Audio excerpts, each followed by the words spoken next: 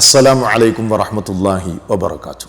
പ്രിയമുള്ള സുഹൃത്തുക്കളെ, സഹോദരങ്ങളെ, നമ്മുടെ സമൂഹം പുണ്യം പ്രതീക്ഷിച്ച് ഏറെ ഭക്തി ആദരവോടുകൂടെ ഭക്തി ബഹുമാനത്തോടുകൂടെയൊക്കെ ചൊല്ലുകയും ചൊല്ലിപ്പിക്കുകയും ചെയ്തുകൊണ്ടിരിക്കുന്ന ഗദ്യപദ്യ സമാഹാരങ്ങളാണ് മാലകളും മൗലിദുകളുമൊക്കെ.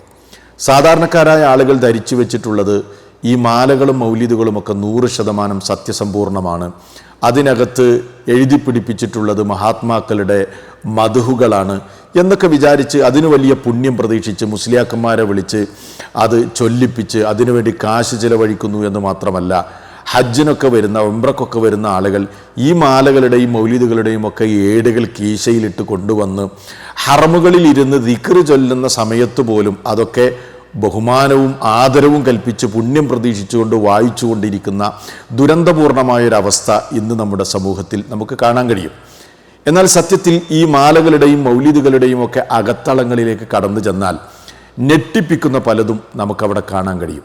ഇസ്ലാമിൻ്റെ ഏറ്റവും അടിസ്ഥാനപരമായ നമ്മളൊക്കെ പൊന്നുപോലെ കാത്തു സൂക്ഷിക്കേണ്ട തൗഹീദിൻ്റെ കടക്കൽ കത്തിവെക്കുന്ന, തൗഹീദിനെ തകർത്ത് കളയുന്ന ആശയങ്ങൾ ഈ മാലകളിലും മൗലിദുകളിലുമൊക്കെയുണ്ട്. അതുമാത്രമല്ല, പല ഇസ്ലാമിക വിരുദ്ധമായ ആശയങ്ങളും ഈ മാലകളിലും മൗലിദുകളിലുമുണ്ട്. ചരിത്രപരമായ മണ്ടത്തരങ്ങളുമുണ്ട്. മദ്രസയിൽ പഠിക്കുന്ന ഒരു വിദ്യാർത്ഥിക്ക് പോലും അറിയാവുന്ന ചരിത്രപരമായ വസ്തുതകൾ രേഖപ്പെടുത്തി വെക്കുമ്പോൾ പോലും ഈ മൗലിദ് കിതാബുകളിൽ മണ്ടത്തരങ്ങളാണ് എഴുതി വച്ചിട്ടുള്ളത് എന്ന് നമുക്ക് മനസ്സിലാക്കാൻ കഴിയും. എല്ലാവർക്കും മനസ്സിലാകുന്നതിന് വേണ്ടി ഞാൻ ഇന്നൊരു ഉദാഹരണം ഇവിടെ ചർച്ച ചെയ്യുകയാണ്. നിങ്ങൾക്കൊക്കെ കേട്ടു പരിചയമുള്ള ഒരു മൗലിദാണ് ജഅല മുഹമ്മദ് മൗലിദ് എന്ന് പറയുന്ന മൗലിദ്. ആ മൗലിദ് കിതാബിൽ രേഖപ്പെടുത്തി വെച്ചിരിക്കുന്ന ചരിത്രപരമായ ഒരു മണ്ടത്തരമാണ് ഇന്ന് ഞാനിവിടെ ചർച്ചക്കായി എടുക്കുന്നത്. എന്തിനാണിത് ചർച്ചക്കെടുക്കുന്നത്? ഇതൊക്കെ വലിയ സംഭവമാണ്, വലിയ കാര്യങ്ങളാണ്, അല്ലെങ്കിൽ വലിയ പുണ്യം കിട്ടുന്ന സംഭവങ്ങളാണ് എന്നൊക്കെ വിചാരിച്ച് ചൊല്ലിപ്പറഞ്ഞുകൊണ്ടിരിക്കുന്ന ഏതെങ്കിലും നിഷ്പക്ഷമതികളായ, കാര്യം മനസ്സിലാക്കണമെന്ന് ചിന്തിക്കുന്ന ഈ സമസ്ത മുസ്ലിയാക്കന്മാർക്ക് തങ്ങളുടെ ബുദ്ധിയെ പണയം വെക്കാത്ത ആരെങ്കിലും ഉണ്ടെങ്കിൽ അവർക്ക് മനസ്സിലാകുന്നതിന് വേണ്ടി ഒരു ഉദാഹരണം നിങ്ങളുടെ മുമ്പിൽ ഞാൻ എടുത്തു കാണിക്കുകയാണ്.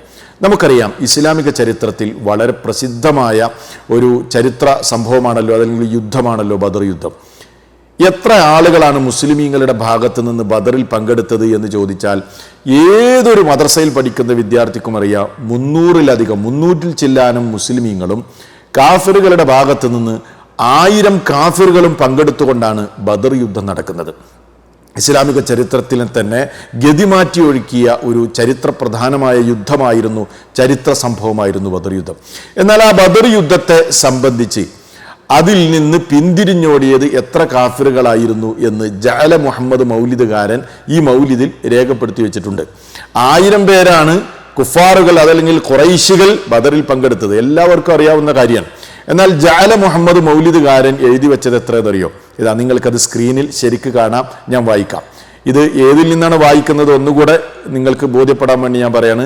151 വക മൗലിദ് കിതാബിൽ നിന്നാണ് ഞാൻ വായിക്കുന്നത്. അതായത് ജഅല മുഹമ്മദ് മൗലിദ് എന്ന പേരിൽ പ്രസിദ്ധമായി സമസ്തക്കാരൊക്കെ ചൊല്ലിക്കൊണ്ടിരിക്കുന്ന, ന്യായീകരിച്ചുകൊണ്ടിരിക്കുന്ന മൗലിദ് കിതാബിൽ നിന്നാണ് ഞാൻ വായിക്കുന്നത്. കണ്ടോളി.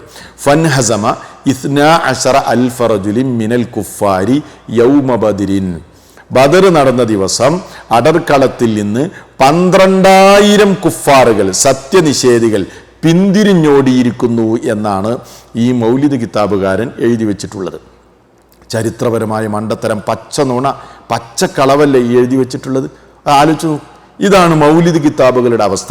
ഇതൊക്കെ രേഖപ്പെടുത്തി വെക്കും, ഇതൊക്കെ എഴുതിയുണ്ടാക്കുന്ന ആളുകളുടെ ബോധം എത്രയാണ്? ഇത് ചൊല്ലി നടക്കുന്ന ആളുകളുടെ ബോധം എത്രയാണ്? ഇത് ചൊല്ലിപ്പിക്കുന്ന മുസ്ലിയാക്കന്മാരുടെ ബോധം എത്രയാണ്? നിങ്ങൾ ചിന്തിച്ചാൽ മതി. അപ്പൊ ഇതൊക്കെ ഇങ്ങനെയുള്ള കളവുകളാണ് മൗലിദ് കിതാബിൽ രേഖപ്പെടുത്തി വെച്ചിട്ടുള്ളത്. അപ്പൊ ഈ കളവ് ഇങ്ങനെ മൗലിദ് കിതാബിൽ വന്നപ്പോൾ പിന്നെ രക്ഷല്ല. മുജാഹിദുകൾ, സലഫികൾ ഇതിനെ ചോദ്യം ചെയ്യും. അപ്പൊ ഇതിനെ എങ്ങനെയെങ്കിലും ന്യായീകരിച്ചെടുക്കണമല്ലോ. അപ്പൊ മുസ്ലിയാക്കന്മാർ വേറെ ഒരു കളവും കൂടെ പറഞ്ഞു. എന്താ അവർ പറഞ്ഞതെന്നറിയോ? ഇതാ ഞാൻ വായിക്കുന്നത്. ഇതിനെ ന്യായീകരിക്കാൻ വേണ്ടി മുസ്ലിയാക്കന്മാർ പറയുന്ന ഒരു ന്യായീകരണമാണ്. സുന്നി വോയിസിൽ നിന്നാണ് ഞാൻ വായിക്കുന്നത്. അവർ പറയുന്നത് കേട്ടോളിയും. പല മൗലിദ് കിതാബുകളിലും വഹാബികൾ അനധികൃതമായി കയ്യേറ്റങ്ങൾ നടത്തിയിട്ടുണ്ട്. ജഅല മുഹമ്മദ് മൗലിദിൽ തന്നെ ബദറിൽ പങ്കെടുത്ത 12,000 ശത്രുക്കൾ പിന്തിരിഞ്ഞോടി എന്നുണ്ട്. 1000 ബദറിൽ പങ്കെടുത്തിട്ടുള്ളൂ. അപ്പൊ 12,000 പിന്തിരിഞ്ഞോടി എന്നത് ശരിയല്ല എന്ന് ഇവരെന്നെ സമ്മതിക്കാൻ. എന്നാൽ 11 വഹാബിയുടെ വകയാണ്. ഇപ്പൊ എങ്ങനെയുണ്ട്? അപ്പൊ അതിലെ 11,000 വഹാബികൾ എഴുതി കൂട്ടിയതാണ് എന്നാണ് ഈ മുസ്ലിയാക്കന്മാര് സലഫികളുടെ പേരിൽ കളവ് പറഞ്ഞത്. അപ്പൊ ഇവരുടെ ഈ ആദരിച്ചു കൊണ്ട് നടക്കുന്ന മൗലിദ് കിതാബുകളിലുള്ള അബദ്ധങ്ങൾ ചൂണ്ടിക്കാണിക്കുമ്പോൾ, അത് ജനങ്ങൾ പിടിക്കുമ്പോൾ, അതിൽ നിന്ന് രക്ഷപ്പെടാൻ വേണ്ടി മറ്റൊരു പെരുങ്കളവ് പറയുകയാണ് ആര്? മുസ്ലിയാക്കന്മാര്. അത് സലഫികൾ 11 സലഫികൾ എഴുതിയതാണ്, 1000 ഉള്ളൂ എന്ന്. എന്നാലും മൗലിദ് കിതാബിൽ കളവ് വന്നിട്ടുണ്ട് എന്ന് ഇവർ സമ്മതിക്കൂല. സലഫികളുടെ മേലെ വെച്ച് കെട്ടി രക്ഷപ്പെടാനുള്ള ശ്രമമാണ്. പക്ഷെ അതുകൊണ്ട് രക്ഷപ്പെടാൻ കഴിയുമോ? അങ്ങനെ ഒരു കളവ് പറഞ്ഞാൽ അതിലേറെ വലിയ കുടുക്കത്തിലേക്കാണ് മുസ്ലിയാക്കന്മാർ പോകുന്നത് എന്ന യാഥാർത്ഥ്യം ഇവർ പലപ്പോഴും തിരിച്ചറിയുന്നില്ല. എന്നാൽ ഈ 12,000-ത്തെയും ഇവർ തന്നെ അംഗീകരിക്കുന്ന പണ്ഡിതന്മാർ ന്യായീകരിക്കുന്നത് നമുക്ക് കാണാൻ കഴിയും. ഇപ്പൊ ഇരു സമസ്തക്കാരും അംഗീകരിക്കുന്ന വളരെ പ്രസിദ്ധനായ ഒരു പണ്ഡിതനാണ് KK സദഖത്തുള്ള മുസ്ലിയാർ. അദ്ദേഹത്തിന്റെ സമ്പൂർണ്ണ ഫത്താവ എന്ന് പറയുന്ന പുസ്തകത്തിൽ ഈ 12,000-ത്തെ അദ്ദേഹം ന്യായീകരിക്കുന്നത് നമുക്ക് കാണാൻ കഴിയും. നിങ്ങൾ അതാണ് കാണുന്നത്. ചോദ്യം: ബദർ ദിനത്തിൽ 12,000 കാഫിറുകൾ ഓടിപ്പോയി എന്ന് ജഅല മുഹമ്മദ് മൗലിദിൽ കാണുന്നു. ബദറിൽ 1000 കാഫിറുകളല്ലേ പങ്കെടുത്തിട്ടുള്ളൂ, പിന്നെ എങ്ങനെയാണ് 12,000 ഓടുന്നത്? സ്വാഭാവികമാണ് ഇങ്ങനൊരു ചോദ്യം വരാലോ. അപ്പൊ എന്താ ഇയാൾ എഴുതിയത്? ഇയാൾ എന്താ പറഞ്ഞത്? അത് വഹാബികൾ കടത്തിക്കൂട്ടിയതാണ് എന്നാണോ പറഞ്ഞത്? അല്ല, സുന്നി വോയിസുകാരൻ അതാണ് പറഞ്ഞത്. എന്നാൽ ഇയാൾ പറയുന്നത് എന്താ? ഉത്തരം: ബദർ യുദ്ധത്തിൽ പങ്കെടുത്ത മക്ക കാഫിറുകൾ 1000 പേരാണ്. 1000 പേരാണ്, സമ്മതിക്കുന്നു. കൂടാതെ പിശാചുക്കൾ ബദർ രണാങ്കണത്തിൽ കാഫിരീങ്ങളുടെ പക്ഷത്ത് സന്നിഹിതരായിരുന്നുവെന്നും മുസ്ലിങ്ങളെ സഹായിക്കാൻ മലക്കുകൾ അവതരിച്ചപ്പോൾ പിശാചുക്കൾ ഓടിപ്പോയി എന്നുമുള്ള സംഭവം ചരിത്രപ്രസിദ്ധമാണല്ലോ. അതിനാൽ 12,000 കാഫിറുകൾ ബദർ ദിനം ഓടിപ്പോയി എന്ന് ജഅല മുഹമ്മദ് മൗലിദിൽ പറഞ്ഞത് പിശാചുക്കളെയും കൂട്ടിയിട്ടായിരിക്കാം. അഥവാ 1000-ഓളം മനുഷ്യ കാഫിറുകളും 11,000-ൽ പരം പിശാചുക്കളും, ആകെ 12,000. ഇപ്പൊ എങ്ങനെയുണ്ട് വ്യാഖ്യാനം? നേരത്തെ മുസ്ലിയാക്കന്മാര് പറഞ്ഞത് എന്താണ്? അത് വഹാബികൾ എഴുതി കൂട്ടിയതാണ്, ഞങ്ങൾ കൂട്ടിച്ചേർത്തതാണ് എന്ന് പറഞ്ഞത് ഇവർ തന്നെയാണ്. അപ്പൊ ആ കളവ് പറഞ്ഞപ്പോൾ ഇവർ കുടുങ്ങിപ്പോയി. ഇപ്പൊ നോക്കൂ നിങ്ങൾ, ഇവർ തന്നെ അംഗീകരിക്കുന്ന ഏറ്റവും വലിയ ഇവരുടെ മുസ്ലിയാരാണ് എന്ത് പറയുന്നത്? അത് കാഫിരിങ്ങൾ 12,000 എന്ന് പറഞ്ഞാൽ പിശാചുക്കളെയും കൂടി കൂട്ടിയിട്ട് പറഞ്ഞ എണ്ണമാണ് എന്ന് നോക്കൂ നിങ്ങൾ.